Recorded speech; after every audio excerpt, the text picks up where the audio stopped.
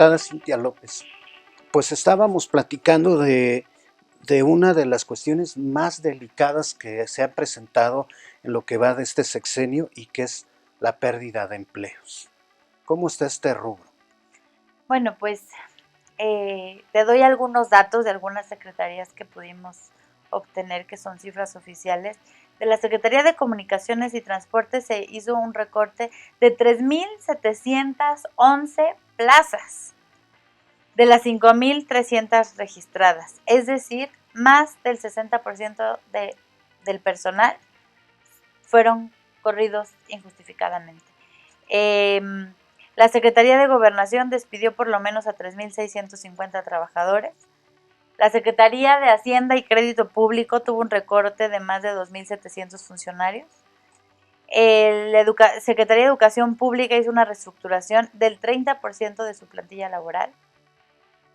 El SAT realizó despidos de más de 2,000 personas y suprimieron algunas oficinas como Veracruz, Sinaloa, Tamaulipas, Guanajuato y Michoacán.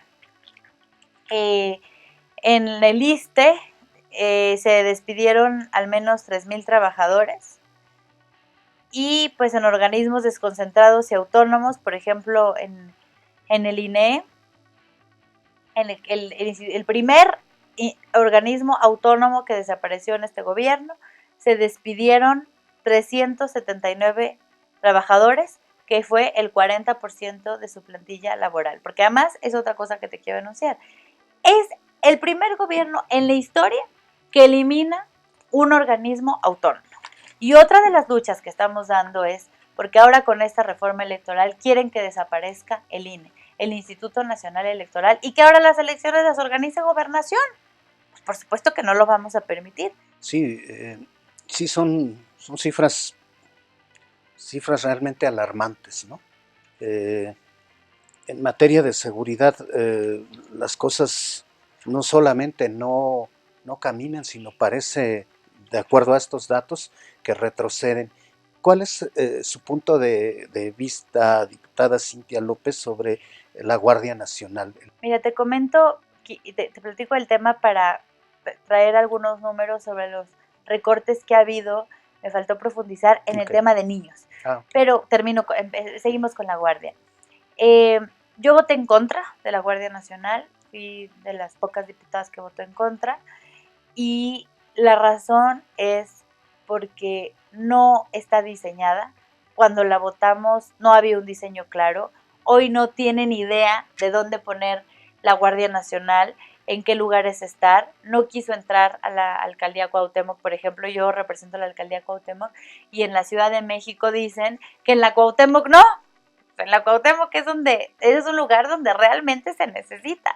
Entonces está muy mal diseñada. No hace cuenta que fue algo que se sacaron de la manga. La idea no es mala, de hecho es una idea que presentó en su momento el presidente Peña en el sexenio pasado, pero es una idea que no está bien diseñada, que no está bien construida, que no está bien implementada. Bueno, pues al final se le dio un voto de confianza y pues le damos, ¿cuánto tiempo más le damos para ver los resultados? Yo creo que en seguridad pues no tenemos mucho tiempo. Ha habido muchos secuestros en este país, ha habido mucha violencia y un día más que no opere la Guardia Nacional o que haya una política real de seguridad, es un día más que tú y yo y todos los que nos ven estamos expuestos a que nos pase algo. Y te quiero comentar varias acciones que este gobierno ha hecho contra los niños de este país y desgraciadamente los niños de este país no pueden ir al Congreso y manifestarse, ni cerrar Periférico, ni cerrar Reforma, ni estar afuera del Palacio Nacional para quejarse con el presidente. Pero en este sexenio ha sido el mayor recorte, en este sexenio ha sido el mayor recorte al programa de estancias infantiles. Solo se asignó la mitad de recursos a las escuelas de tiempo completo. Suspendieron la prueba tamiz neonatal, cerraron los comedores comunitarios, donde más de la mitad de los beneficiarios eran niños y niñas, por supuesto. Redujeron los recursos a los refugios que daban apoyo a mujeres víctimas de violencia. Imagínate ¿Cómo vamos para atrás en vez de para adelante en este tema de apoyar a las mujeres que sufren violencia? Disminuyeron en 35% el recurso a educación.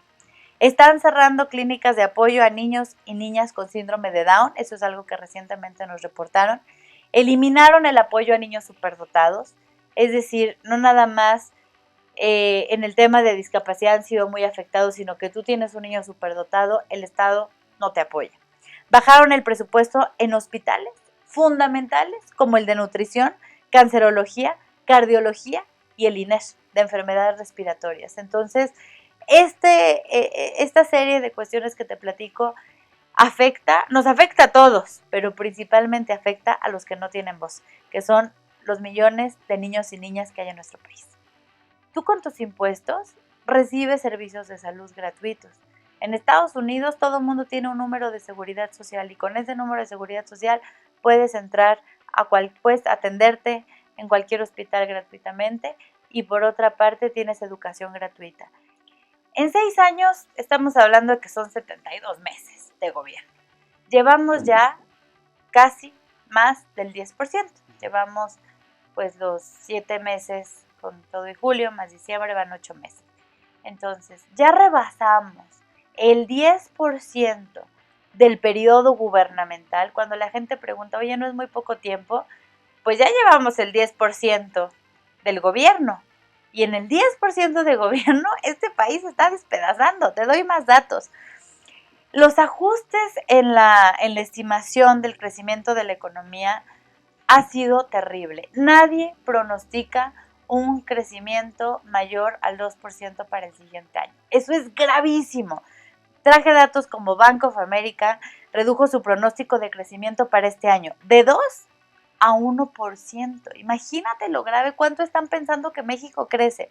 El Fondo Monetario Internacional revisó a la baja las proyecciones de crecimiento del 2019 de 2.1 a 1.6. El Banco de México, por cuarta vez consecutiva, redujo su pronóstico, ubicado en un rango que va del 0.8 a casi el 2%. Y la OCDE redujo de 2 a 1.6 para este año y JP Morgan del 1 al 0.9 para este año.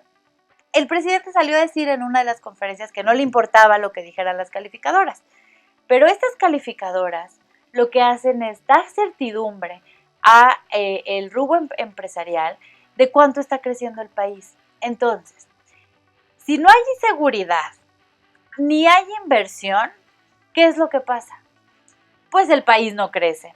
El país no crece, el país no avanza, no hay empleo, no hay movilidad económica y bueno, pues aunado a eso, tus servicios de salud y de educación son malísimos, aunado a eso, tienes una reforma educativa donde le dieron demasiadas concesiones al sindicato, pues entonces, ¿qué te va a sacar adelante si no hay educación de calidad, si no tienes servicios básicos, si no puedes ir con tranquilidad a un lugar porque hay asaltos, hay feminicidios, hay robos y lo peor de esto, cómo la inversión extranjera, cómo van a querer invertir en México si ni siquiera contamos con un país económicamente estable. Entonces, sí es preocupante que en este 10% que llevamos en el gobierno, pues el país esté cayendo a pedazos. Y como lo digo, no lo digo yo, no lo dicen solo los expertos, lo dice la gente en la calle,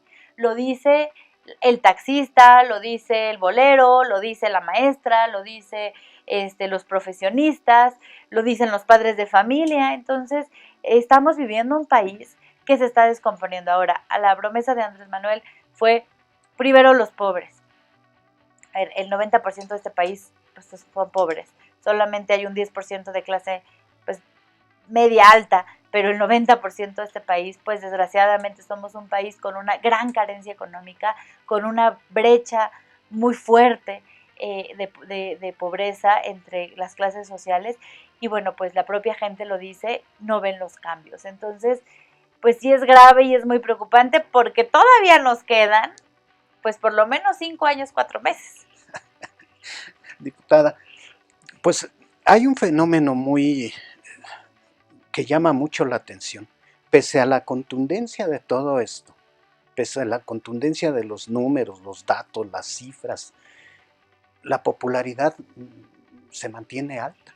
La popularidad del presidente López Obrador ha disminuido, pero se mantiene todavía alta. ¿A qué se puede deber un fenómeno como este?